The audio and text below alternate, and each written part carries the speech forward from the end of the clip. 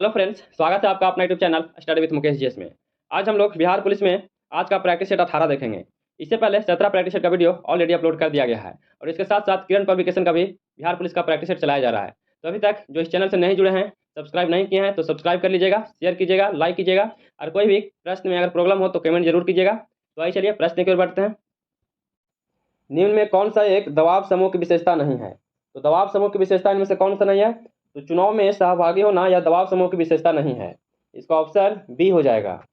दूसरा प्रश्न है कि निम्नलिखित में किस प्रक्रिया के दौरान बहुत मात्रा में ऊर्जा बाहर निकलती है? तो ऊर्जा बाहर निकलती है, यह वायु श्वसन के दौरान निकलता है। इसका ऑप्शन डी सही है।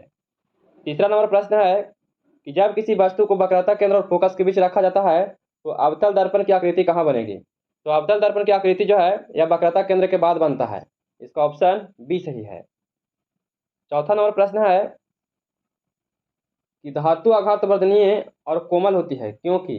तो धातु आघात वर्धनीय और कोमल होती है क्योंकि धातु को परमाणुओं की परतें एक दूसरे पर फिसल सकती है। इसका ऑप्शन जो है बी सही है। धातु में चमक होती है जिसे धातुई चमक कहते हैं। मानव द्वारा प्रयोग में लाया गया प्रथम धातु तांबा था। धातुओं का आवर्त सारणी में के बाएं भाग में रखा जाता है। नेक्स्ट प्रश्न है कि भारत में संथानम और बोहरा समितियों ने क्रमशः किन विषयों पर प्रतिवेदन प्रस्तुत किया था? तो किन विषयों पर प्रतिवेदन प्रस्तुत किया गया था? तो यह भ्रष्टाचार और अपराधीकरण पर किया गया था। इसका ऑप्शन डी सही है। संथानम समिति की रिपोर्ट पर भारत सरकार 1964 में केंद्रीय सतर्कता आयोग की गठन किया था। पीवी नरसिम्हा राव सरकार द्वारा बोहरा समिति का गठन 1993 ईस्वी में किया था। नेक्स्ट प्रश्न है, यहाँ से इंग्लिश का 5 प्रश्न दिया गया है। The antonym of the secular, secular is, इसका ऑप्शन जो है डी हो जाएगा। रिलाइजियस इसका आंसर हो जाएगा। इसका आंसर डी सही है। Choose the correct the sentence, इसमें कौन सा करेक्ट इसमें करेक्ट दिया गया है? तो दिस टी टेस्टेड स्वीट हो जाएगा। यह बिल्कुल सही सेंटेंस है। इसका ऑप्शन जो है बी सही है। 8वां नंबर प्रश्न है कि ए डार्क हॉर्स मीन्स, तो ए डार्क हॉर्स मीन्स जो है क्या हो जाएगा? इसका आंसर जो है सी हो जाएगा। एन अननोन एंट्री हो जाएगा। इसका आंसर सी सही है। Choose the correct the spelling, इसमें स्पेलिंग कौन सा सही दिया गया है? इसका आंसर जो है बी हो जाएगा। व्हीकल जो है यह बिल्कुल सही लिखा गया है, तो इसका उत्तर बी सही है। 10वां नंबर प्रश्न है कि to do away with the rules the mean, rules the mean, इसका आंसर क्या हो जाएगा? इसका आंसर जो है डी हो जाएगा। अब्रोगेट हो जाएगा। इसका उत्तर डी सही है। 11 नंबर प्रश्न है, इसे जरूर बनाइएगा, मैथ का प्रश्न है, तो इसका आंसर जो है इसका उत्तर ए सही है। 576 हो जाएगा। 12 नंबर प्रश्न है, इसका आंसर जो है ए हो जाएगा। 92/99 हो जाएगा। और 13 नंबर जो प्रश्न है इसका आंसर सी हो जाएगा, वर्ग हो जाएगा। यंग यूरोप की स्थापना किसने किया था? तो यंग यूरोप की स्थापना यह मेजनी के द्वारा किया गया था। इसका ऑप्शन ए सही है। यंग यूरोप की स्थापना 1834 में जोसेफ मेजनी ने किया था। मेजनी ने मार्सेई में यंग इटली की स्थापना 1831 में किए थे। लाला लाजपत राय यंग इटली से प्रभावित हुए थे। मेजनी, गैरिबाल्डी और काबुल जो थे, ये तीनों इटली के एकीकरण का जनक माने जाते हैं। 15 नंबर प्रश्न है कि अटल नव प्रवर्तन इनोवेशन मिशन किसके अधीन स्थापित किया गया है? तो इनोवेशन मिशन जो है किसके द्वारा स्थापित किया गया है? तो यह नीति आयोग के अधीन किया गया है। इसका ऑप्शन जो है सी सही है। इसमें और प्रश्न है कि अटल इनोवेशन मिशन की शुरुआत 2016 में किया गया था। 1 जनवरी 2015 को भारत सरकार द्वारा योजना आयोग के स्थान पर नीति आयोग का गठन किया गया है। 16 नंबर प्रश्न है कि क्रिया के मूल रूप को क्या कहते हैं? तो क्रिया के मूल रूप को क्या कहा जाता है? तो इसे धातु कहा जाता है। इसका उत्तर सी हो जाएगा। इनमें कौन सा शब्द तद्भव है? इनमें कौन सा जो शब्द है वह तद्भव है? इनमें तद्भव जो है वह डी हो जाएगा। इसका आंसर पत्ता हो जाएगा। सही बर्तनी वाला शब्द कौन सा है? तो सही बर्तनी वाला जो शब्द है वह कौन सा है? इसमें सही जो लिखा गया है बी लिखा गया है। इसमें उत्तरदायी जो है यह बिल्कुल सही लिखा गया है। इसका आंसर बी हो जाएगा। 19 नंबर प्रश्न है कि निम्न में किस शब्द में आ उपसर्ग नहीं है? तो आ उपसर्ग जो है किसमें नहीं है? तो अथक, अभेद और अचूक, ये तीनों में आ उपसर्ग है, लेकिन अनुज जो है इसमें आ उपसर्ग नहीं है। इसका उत्तर जो है डी हो जाएगा। निम्न में से कौन सा द्रववाचक संज्ञा है? इनमें से द्रववाचक संज्ञा कौन सा है? इस द्रववाचक जो संज्ञा है दूध हो जाएगा। इसका ऑप्शन सी सही है। 21 नंबर प्रश्न है कि निर्धानता का दुष्चक्र की अवधारणा संबंधित है। तो निर्धानता का दुष्चक्र की जो अवधारणा है किससे संबंधित है? तो यह अवधारणा नरक से संबंधित है। इसका आंसर जो है ए सही है। 22 नंबर प्रश्न है, एक खगोलीय दूरदर्शी के अभिदृश्यक लेंस तथा नेत्रिका लेंस की फोकस दूरियां क्रमशः f तथा छोटा f समांतर संयोजन के लिए दूरदर्शी की आवर्धन क्षमता कितनी होती है? तो इसकी आवर्धन क्षमता कितना हो जाएगा? तो इसका आंसर जो है बी हो जाएगा, बड़ा f बटा छोटा f हो जाएगा। इसका आंसर बी सही है। सूक्ष्मदर्शी द्वारा सूक्ष्म वस्तुओं को स्पष्ट रूप से देखा जा सकता है। सरल सूक्ष्मदर्शी कम फोकस दूरी वाला एक उत्तर लेंस होता है। सरल सूक्ष्मदर्शी को आवर्धक लेंस या रीडिंग लेंस भी कहा जाता है। 23 नंबर प्रश्न है कि फ्लोरेसेंट ट्यूब में परावैंगनी प्रकाश दृश्य प्रकाश में बदल जाता है, तो इस क्रिया में प्रकाश का तरंगदैर्घ्य क्या होता है? तो इस प्रक्रिया में प्रकाश का तरंगदैर्घ्य बढ़ जाता है। इसका ऑप्शन जो है बी सही दिया गया है। ऊंचाई से झरने से गिरने वाले जल को झील में संग्रहित कर लेते हैं। इस जल की स्थितिज ऊर्जा का उपयोग विद्युत उत्पादन में किया जा सकता है। यदि विद्युत उत्पादन में इस ऊर्जा का उपयोग न हो तो इस ऊर्जा का क्या होगा? तो इस ऊर्जा का क्या हो जाएगा? इसका ऊष्मीय मान में परिवर्तित हो जाएगा। इसका आंसर सी हो जाएगा। 25 नंबर प्रश्न है कि यदि दो पिंडों के बीच की दूरी दोगुनी कर दी जाए तो उसके बीच के गुरुत्वाकर्षण बल हो जाएगा। इसका प्रारंभिक मान कितना होगा? इसका प्रारंभिक मान एक घटकर एक चौथाई हो जाएगा। इसका ऑप्शन डी सही है। यदि एक पृष्ठ पर कार्य करने वाले बल को 2 गुना तथा पृष्ठ के क्षेत्रफल को आधा कर दे तो इसका दबाव हो जाएगा। तो इसका दबाव कितना होगा? तो इसका दबाव 4 गुना हो जाएगा। इसका आंसर ए सही है। 27 नंबर प्रश्न है कि वायुमंडल के दाब पर हीलियम को एकाक दबाकर उसका आयतन आधा कर दिया गया है तो उसका दबाव हो जाएगा। तो उसका दबाव कितना होगा? तो इसका दबाव 2 वायुमंडल हो जाएगा। इसका आंसर ए सही है। इसमें और प्रश्न है कि एक एटम बराबर 10 के पावर 5 न्यूटन पर मीटर स्क्वायर होता है और एक बार बराबर 10 के पावर 5 न्यूटन पर मीटर स्क्वायर होता है। एक मिलीबार बराबर 10 के पावर 2 पास्कल होता है। 28 नंबर प्रश्न है, यदि किसी भौतिक राशि को मापकर एन यू द्वारा व्यक्त किया जाता है जहां एन संख्यात्मक मान और यू मात्रक है तो इसका संबंध क्या होगा? तो इसका संबंध जो है इसका आंसर जो है डी हो जाएगा। इसका उत्तर डी सही है। 5 न्यूटन तथा 10 न्यूटन का परिणामी बल नहीं हो सकता है। तो यह कौन सा नहीं हो सकता है? तो इसमें 4 न्यूटन नहीं हो सकता है। इसका ऑप्शन जो है सी दिया गया है। 30 नंबर प्रश्न है कि यदि एक वस्तु का ताप 140 फ़ारेनहाइट है तो इसका ताप सेंटीग्रेड में क्या होगा? तो क्या हो जाएगा? तो इसका आंसर जो है 60 हो जाएगा। इसका आंसर डी सही है। इसको इस फॉर्मूले पर बनाएंगे तो बन जाएगा C/5 बराबर F माइनस 32/9। इस पर अगर बनाएंगे तो बन जाएगा। इसका उत्तर डी हो जाएगा। भारत में बजटीय प्रणाली का जनक कौन है? तो भारत में बजटीय प्रणाली का जनक कौन है? तो इसका जनक विल्सन है। इसका आंसर ए हो जाएगा। जेम्स विल्सन ने 18 फरवरी 1860 ईस्वी में सर्वप्रथम बजट पेश किया था। भारतीय संविधान के अनुच्छेद 112 में वार्षिक वित्तीय विवरण का उल्लेख किया गया है। बजट फ्रांसीसी भाषा बजट से निकला है। इसका अर्थ चमड़ा का थैला होता है।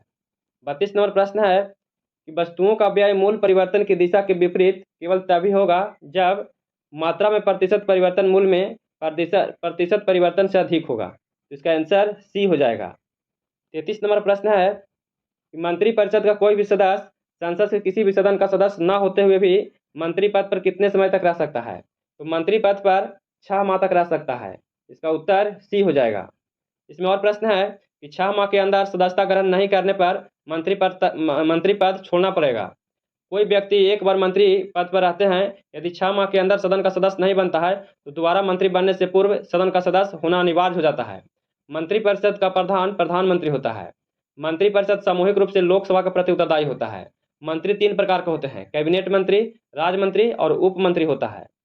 34 नंबर प्रश्न है कि भारत के उपराष्ट्रपतियों के नाम बताए जो निर्विरोध निर्वाचित हुए थे। तो निर्विरोध कौन हुए थे निर्वाचित? तो निर्विरोध जो है doctor S Radhakrishnan, M Hidayatullah और शंकर दयाल हुए हैं।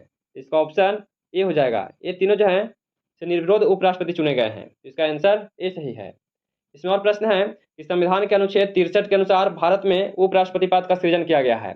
संविधान में उपराष्ट्रपति से संबंधित प्रावधान अमेरिका के संविधान से लिया गया है। भारत का उपराष्ट्रपति राज्यसभा का पदेन सभापति होता है। उपराष्ट्रपति का कार्यकाल 5 वर्ष का होता है। उपराष्ट्रपति बनने की न्यूनतम आयु 35 वर्ष होता है। भारत के एकमात्र राष्ट्रपति नीलम संजीवा रेड्डी हैं जो निर्विरोध राष्ट्रपति निर्वाचित हुए थे। 35 नंबर प्रश्न है कि साइबेरिया क्षेत्र में किस प्रकार के वन पाए जाते हैं? तो साइबेरिया क्षेत्र में किस प्रकार के वन पाए जाते हैं? तो यहाँ पर कुंधारी वन पाया जाता है। इसका आंसर डी सही है। निम्नलिखित में से उस सागर का नाम बताइए जो 3 महाद्वीपों को स्पर्श करता है। तो 3 महाद्वीपों का स्पर्श करने वाला कौन सा सागर है? तो वह सागर भूमध्य सागर है। इसका आंसर डी सही है। हिंद महासागर के उत्तर में एशिया महाद्वीप है, दक्षिण में अंटार्कटिक महाद्वीप है और पूरब में ऑस्ट्रेलिया महाद्वीप है और पश्चिम में अफ्रीका महाद्वीप है। हिंद महासागर का वास्तविक तटवर्ती सागर दो ही है, लाल सागर और फारसी खाड़ी है। हिंद महासागर का सबसे बड़ा द्वीप मेडागास्कर है। 37 नंबर प्रश्न है कि पारस्परिक मांग की अवधारणा का प्रतिपादन किया था। तो पारस्परिक मांग की अवधारणा का प्रतिपादन कौन किया था? इसका प्रतिपादन जे.एस. मिल के द्वारा किया गया था। इसका आंसर डी सही है। लोथल स्थित है, तो लोथल कहाँ स्थित है? तो लोथल जो है यह कहाँ स्थित है? यह खंभात की खाड़ी में स्थित है। इसका आंसर जो है सी सही है। इसमें और प्रश्न है कि लोथल से फारस की मोहर और चावल का भी प्रमाण मिलता है। हड़प्पा सभ्यता का एकमात्र स्थल धौलावीरा है जो त्रिस्तरीय दीवारों से घिरा हुआ है। लोथल सिंधु सभ्यता का बंदरगाह था। अग्निकुंड लोथल एवं कालीबंगा से प्राप्त हुआ है। लोथल गुजरात के अहमदाबाद जिले के भोगवा नदी के किनारे स्थित है, जिसका उत्खननकर्ता रंगराव थे। 39 नंबर प्रश्न है ऋग वैदिक 10 राजाओं का युद्ध दसराग युद्ध किस नदी के तट पर हुआ था? तो दसराग युद्ध जो है किस नदी पर हुआ था? तो यह युद्ध पराशुनी नदी पर हुआ था। इसका आंसर ए सही है। ऋग्वेद में 25 नदियां का उल्लेख किया गया है। विपाशा नदी के तट पर इंद्र ने उषा को पराजित किया था। ऋग्वेद में सरस्वती नदी को सबसे पवित्र नदी माना जाता है। 40 नंबर प्रश्न है कि गिफिन वस्तुओं के लिए एंजिल वक्र है। तो गिफिन वस्तुओं के लिए एंजिल वक्र जो है यह ऋणात्मक ढाल है। इसका आंसर ए सही है। 41 नंबर प्रश्न है कि एलोरा स्थित शैव के कैलाश मंदिर का निर्माण किसने करवाया था? तो एलोरा स्थित शैव के कैलाश मंदिर का निर्माण किसने करवाया था? तो इसका निर्माण राष्ट्रकूटों ने करवाया था। इसका आंसर सी सही है। भारत का सबसे बड़ा गुफा मंदिर एलोरा का मंदिर है। कांची का कैलाश मंदिर का निर्माण नरसिंहदेव द्वितीय के द्वारा करवाया गया था। भारत में मंदिर का निर्माण 3 प्रमुख शैलियां हैं। नागर शैली जो उत्तर भारत में है, बेसर शैली जो मध्य भारत में है और द्रविड़ शैली जो है यह दक्षिण भारत में स्थित है। 42 नंबर प्रश्न है कि किस मगध शासक ने अपनी राजधानी राजगृह से स्थानांतरित कर पाटलिपुत्र में स्थापित किया था? तो पाटलिपुत्र में स्थापित किसके द्वारा किया गया था? तो यह उदयन के द्वारा किया गया था। इसका ऑप्शन सी हो जाएगा। उदयन ने अजातशत्रु की हत्या कर दिया था। बिंबिसार हर्यक वंश का संस्थापक था। इसने अपनी राजधानी राजगृह या गिरिब्रिज बनवाया था। अजातशत्रु का उपनाम कुनिक था। उदयन जैन धर्म का अनुयायी था। 43 नंबर प्रश्न है कि तालीकोटा का युद्ध कब हुआ था? तो तालीकोटा का युद्ध कब हुआ था? तो यह युद्ध 1565 में हुआ था। इसका आंसर बी हो जाएगा। तालीकोटा के युद्ध में विजयनगर का नेतृत्व राम राय कर रहे थे। तालीकोटा का तंगड़ी या बन्नीहट्टी का युद्ध भी कहा जाता है। तालीकोटा युद्ध में विजयनगर का पतन हो गया था। 44 नंबर प्रश्न है निम्न में कौन सा चमकीला अधातु है? तो चमकीला अधातु कौन सा है? तो चमकीला अधातु जो है वह आयोडीन है। इसका आंसर सी हो जाएगा।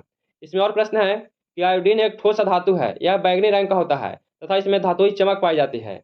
मानव शरीर में आयोडीन थायराइड ग्रंथि में हाइड्रोक्सी नामक कार्बनिक यौगिक रूप में पाया जाता है। हीरे तथा ग्रेफाइट का गलनांक अत्यंत उच्च होता है। हीरा सबसे कठोर प्राकृतिक पदार्थ है।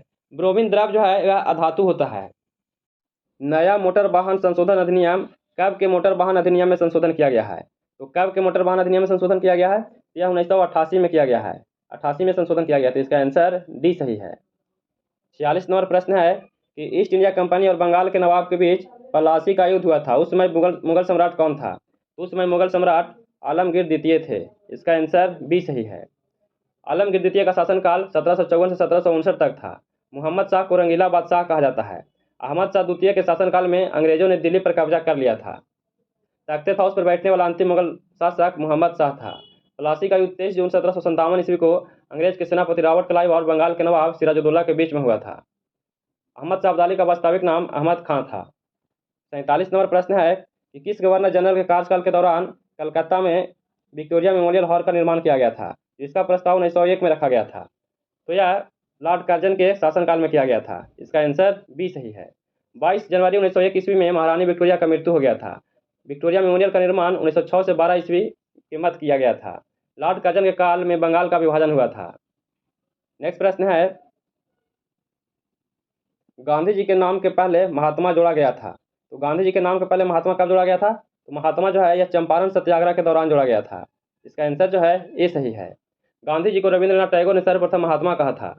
महात्मा गांधी को सर्वप्रथम राष्ट्रपिता सुभाष चंद्र बोस कहे थे। महात्मा गांधी के केसर हिंद की उपाधि असहयोग आंदोलन के दौरान लौटा दिए थे। महात्मा गांधी ने रविंद्रनाथ टैगोर को गुरुदेव की उपाधि दिया था।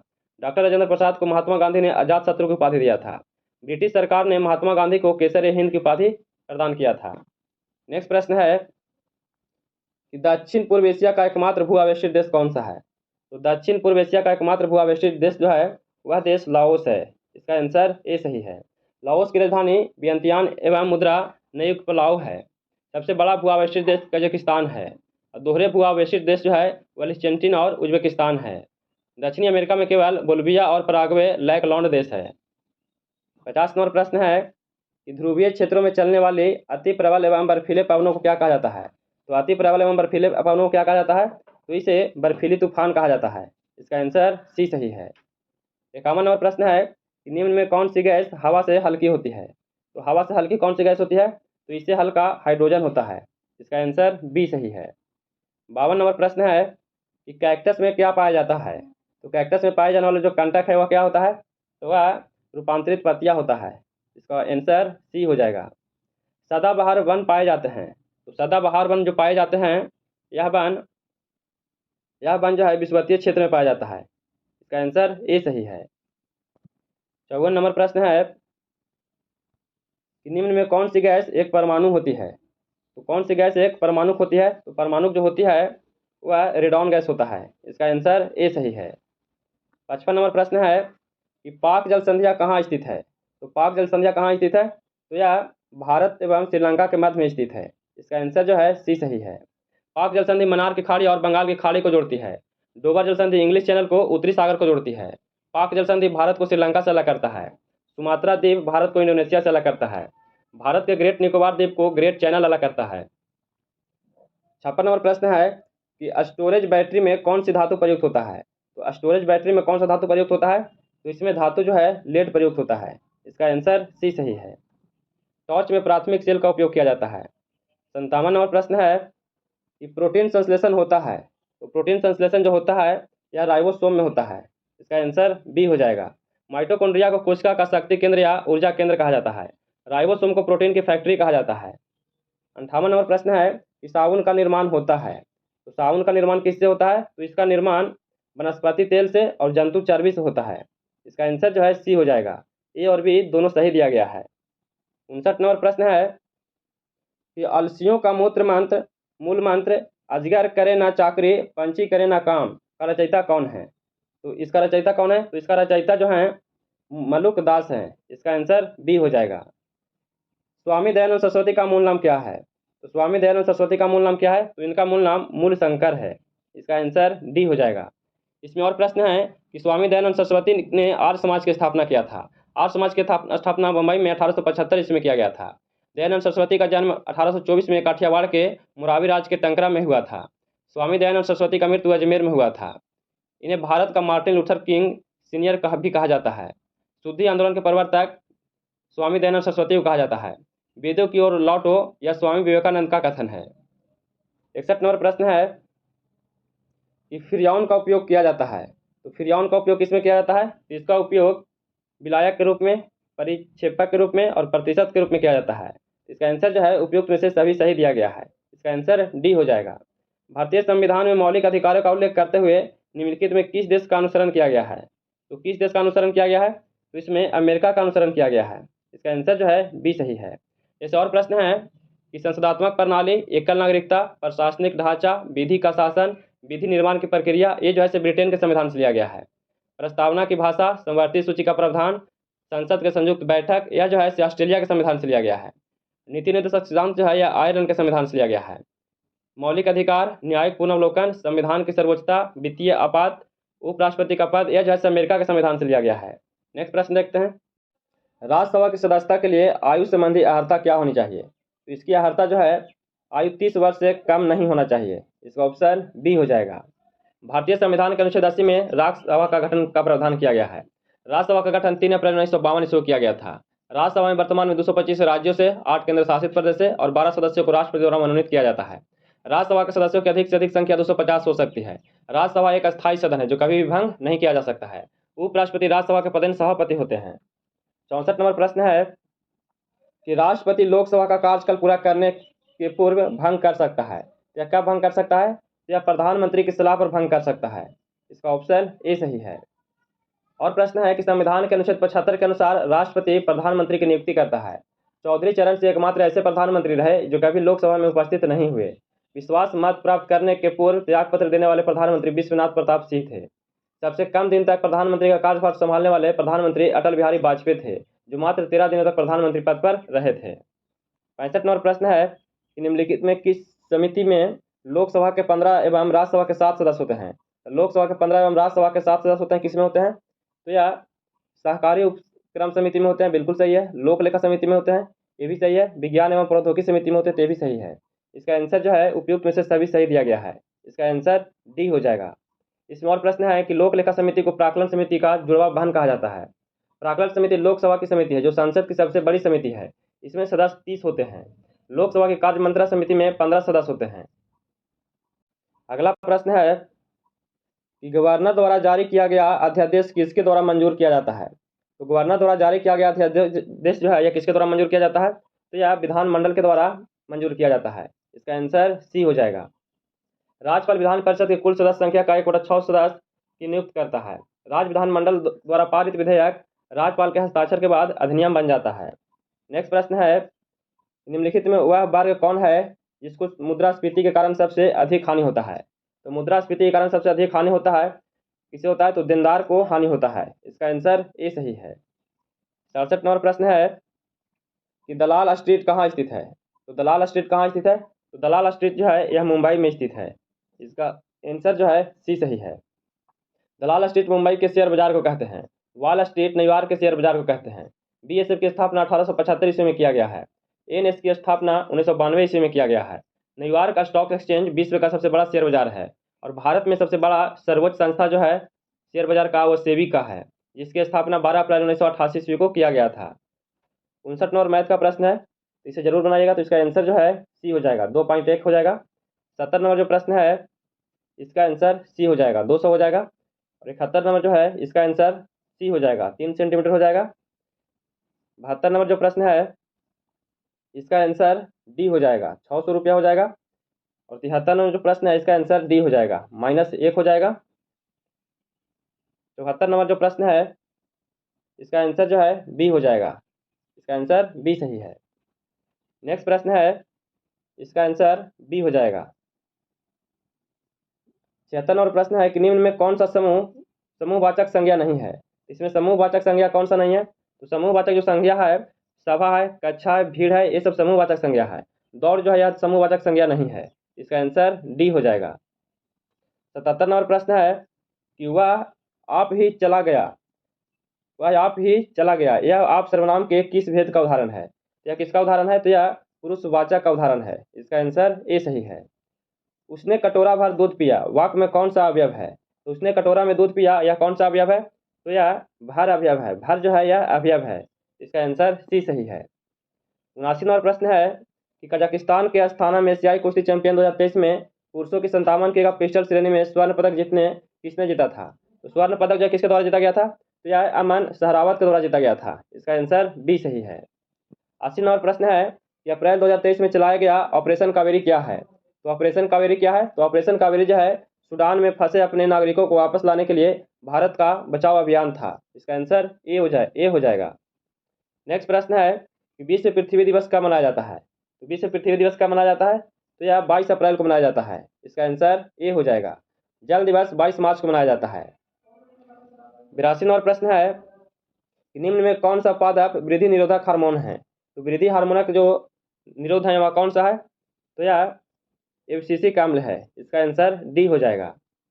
83 नंबर प्रश्न है निम्न में कौन सी कोशिका ग्लूकागॉन नामक हार्मोन को स्रावित करता है? तो ग्लूकागॉन नामक हार्मोन को जो स्रावित करता है कौन करता है? तो इसको स्रावित अल्फा कोशिकाएं करती है। इसका आंसर ए सही है। नेक्स्ट प्रश्न है कि ऑपरेशन फ्लड संबंधित है। तो ऑपरेशन फ्लड किससे संबंधित है? तो यह दूध से संबंधित है। इसका आंसर सी सही है। इसमें और प्रश्न है कि श्वेत क्रांति का जनक वर्गीज कुरियन को माना जाता है। ऑपरेशन फ्लड के कारण विश्व का सबसे बड़ा दूध उत्पादक देश भारत है और दूसरा नंबर पे अमेरिका है। राष्ट्रीय दूध दिवस 26 नवंबर को मनाया जाता है। 85 नंबर प्रश्न है निम्न में कौन सा एक फल है? इनमें से कौन सा एक फल दिया गया है? तो इनमें से भिंडी जो है यह फल है। इसका आंसर डी सही है। नेक्स्ट प्रश्न है ग्लोब पर भारत की स्थिति किन उत्तरीय अक्षांशों के बीच है? तो ग्लोब पर भारत की स्थिति जो है यह किन उत्तरी अक्षांशों के बीच है? तो यह 8 डिग्री 4 मिनट और 37 डिग्री 6 मिनट के बीच में है। इसका आंसर सी हो जाएगा। ग्लोब पर भारत की स्थिति 8 डिग्री 4 मिनट उत्तरी अक्षांश से 37 डिग्री 6 मिनट उत्तरी अक्षांश है और अक्षांशीय विस्तार की दृष्टि से भारत पूरी तरह से उत्तरी गोलार्ध में स्थित है। भारत 68 डिग्री 7 मिनट से 97 डिग्री 25 मिनट पूर्वी देशांतर के बीच में स्थित है। भारत का पूरब से पश्चिम का विस्तार 2933 किलोमीटर है और उत्तर से दक्षिण का विस्तार जो है 3214 किलोमीटर है और भारत का क्षेत्रफल 32,87,263 वर्ग किलोमीटर है। इनमें कौन मिट्टी पौधे के लिए सबसे अधिक उपयुक्त है? तो पौधे के लिए सबसे उपयुक्त मिट्टी कौन सा है? तो सबसे अधिक दोमट मिट्टी है, जो मध्यम आकार के कण वाली मिट्टी है। इसका आंसर सी हो जाएगा। इसमें और प्रश्न है कि भारत का मुख्य मिट्टी जलोढ़ मिट्टी है। भारतीय कृषि अनुसंधान परिषद ने मिट्टी को 8 वर्गों में बांटा है। मिट्टी का अध्ययन पेडोलॉजी कहलाता है। लाल और पीली मिट्टी में अम्ल और पोटास की मात्रा अधिक होता है। लाल मिट्टी का लाल रंग आयरन ऑक्साइड की उपस्थिति के कारण होता है। 88 नंबर प्रश्न है कि नारियल, काजू और रबड़ के पेड़ अधिक कहाँ मिलते हैं? तो इसका अधिक पेड़ कहाँ मिलते हैं? तो इसका अधिक पेड़ मलाबार तटीय क्षेत्र में मिलते हैं, जो केरल में स्थित है। इसका आंसर सी हो जाएगा। 89 नंबर प्रश्न है कि कितने लोगों को अर्थशास्त्र के क्षेत्र में 2022 का नोबेल पुरस्कार दिया गया था? तो अर्थशास्त्र के क्षेत्र में 2022 का नोबेल पुरस्कार कितने लोगों को दिया गया था? तो टोटल 3 लोगों को दिया गया था। इसका आंसर ए सही है। 90 नंबर प्रश्न है कि भारत के पूर्वी तट पर स्थित पतन है। तो भारत के पूर्वी तट पर स्थित कौन सा पतन है? तो पूर्वी तट पर जो स्थित है वह पारादीप और हल्दिया स्थित है। इसका आंसर डी हो जाएगा। जैसे और भी है कि पारादीप बंदरगाह उड़ीसा में स्थित है, हल्दिया पतन पश्चिम बंगाल में स्थित है और कांडला ज्वारीय बंदरगाह जो है यह गुजरात में स्थित है। इसका अब नया नाम हो गया है दीनदयाल बंदरगाह हो गया है। कोचीन पतन जो है यह केरल में स्थित है। 91 नंबर प्रश्न है कि निम्न में से किसका घनत्व जल के घनत्व से कम होता है? तो किसका घनत्व घनत्व जो है यह जल के घनत्व से कम होता है? तो यह कॉर्क का होता है। इसका आंसर डी सही है। 92 नंबर प्रश्न है कि राजीव गांधी खेल रत्न पुरस्कार के सर्वप्रथम प्राप्तकर्ता कौन थे? तो सर्वप्रथम किसे दिया गया था? यह पुरस्कार विश्वनाथ आनंद को दिया गया था। इसका आंसर ए सही है। राजीव गांधी खेल रत्न पुरस्कार विश्वनाथ आनंद को 1991 में दिया गया था। द्रोणाचार्य अवार्ड में राशि 10 लाख रुपये कर दिया गया है।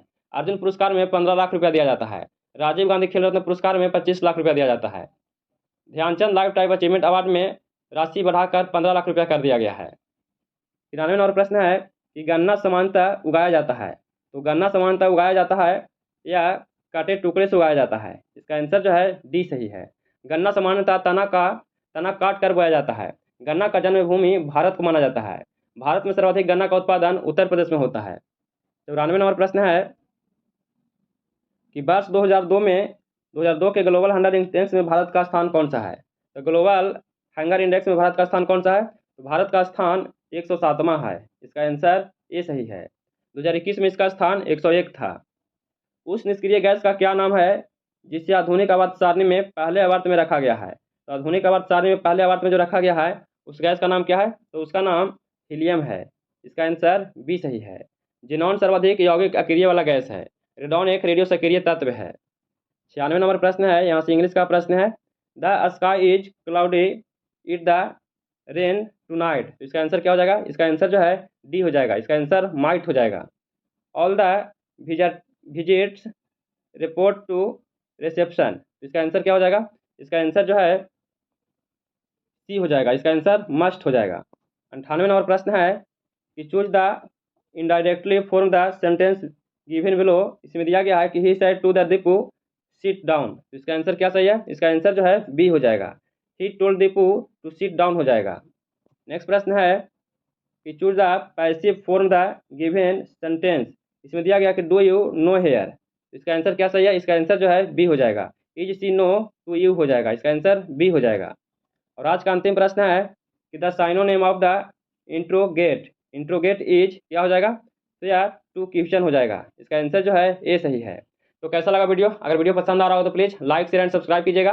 दोस्तों का फर्स्ट शेयर जरूर कीजिएगा। अगर इसका पीडीएफ चाहिए तो इसका डिस्क्रिप्शन में टेलीग्राम का लिंक दे दिया गया है, वहाँ से इसका पीडीएफ प्राप्त कर सकते हैं। फिर मिलते हैं नए वीडियो के साथ। जय हिंद।